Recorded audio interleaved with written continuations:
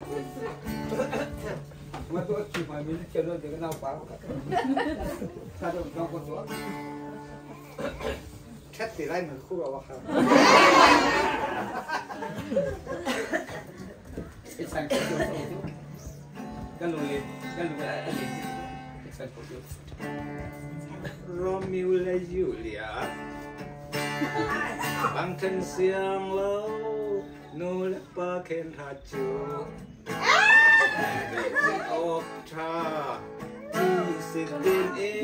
งเฮียเดียมต้องกังอำกอนางเต้นงาเวมองไม่ใส่ตาณดูนาคาคัลโต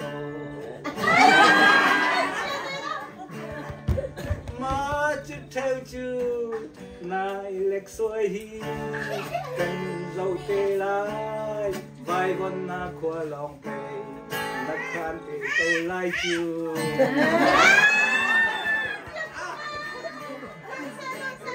มาทำจูราคาเอเล่มือดอซองไก่พันโล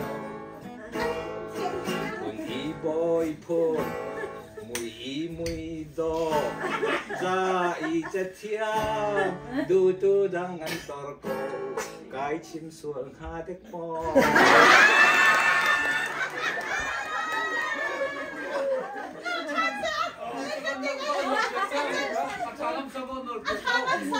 ที่มามันจะเจ็ดลูกสิ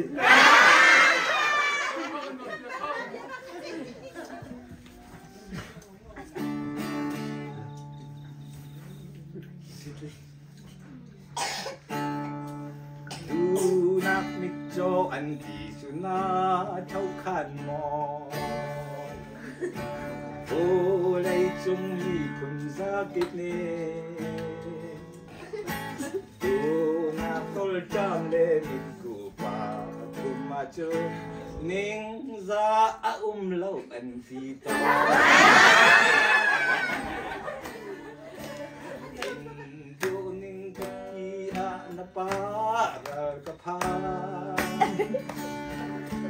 ชักช่างธรรมะอมิตรเทวกุรินไออาเชือกนาเลาที่ซองเอคูเตอักเคลไวราเฮกเลนอ